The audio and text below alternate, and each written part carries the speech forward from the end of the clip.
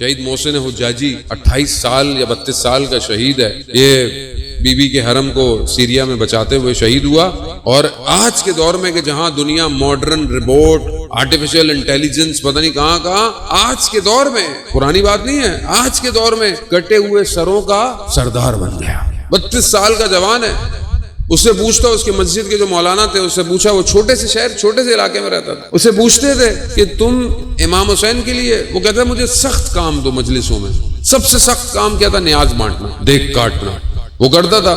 مولانا کہتے تھے بڑا کام کیا آپ نے امام حسین کے لیے، تھک گئے ہوں گے. کہا امام کے لیے اگر کچھ کرنا ہے تو سر کٹوانا ہے. یعنی اگر کچھ کرنا ہے تو کیا میں اپنے امام کے لیے، میرا امام کون ہے؟ امام سب کے ہیں نا، سنی شیعہ کسی کا فرق تو نہیں ہے، سب کا عقیدہ ہے. تو میں اپنے امام کے لیے اپنی گردنوں کو صحیح کر رہا ہوں کہ نہیں کر رہا؟ ابھی گھبراہٹ ہو گئی. گردن، ہاں بھائی یہ رگیں اس قابل ہوں گی، یہ گردن اس قابل ہوگی تو ہی تو امام بلائیں گے. جسے اپنی جان کی پرواہ ہو وہ امام کے کسی کام کا نہیں ہے، یاد رکھیے گا. وہ ذاکر جو پڑھتا تھا ممبر پہ، میں بھی کربلا میں ہوتا تو میں بھی امام کے صحابوں کی طرح جو کھڑا ہو جاتا. رات کو خواب میں دیکھا کربلا میں کھڑا ہوا ہے، آگ سے بھرے ہوئے تیر آ رہے ہیں، امام نماز پڑھ رہے ہیں. ایک تیر آیا پیچھے ہو گیا، امام کو تیر لگ گیا. دوسرا تیر آیا پیچھے ہو گیا. 3 تیر آئے، امام زخمی ہو. امام کی نماز ختم ہوئی، شرمندہ ہوا.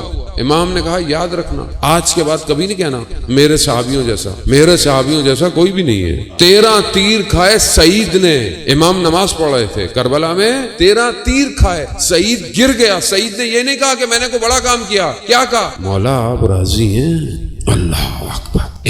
امام ڈھونڈے. عزیزان محترم، کوئی سنی، کوئی شیعہ، کوئی کرسچن، یہودی، زرتشت، بدھسٹ، جتنے زندہ مذہب ہیں سب ایک کا انتظار کر رہے ہیں، ایک کا.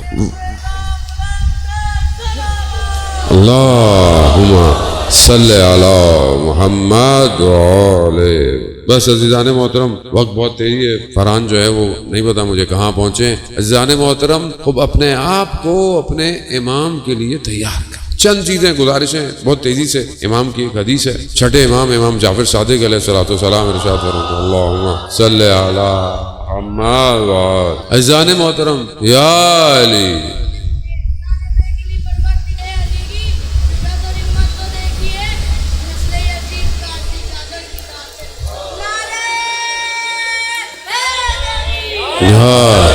عزیزان محترم، وہ بہرحال بچے نے شعر پڑھا، اس میں بھی میسج تھا کہ جن بیویوں نے اپنے پردوں سے وقت کے یزید کو ہلا دیا، مگر آج کے وقت کا یزید ہمارے ماؤں بہنوں کے پردے کھینچ رہا ہے.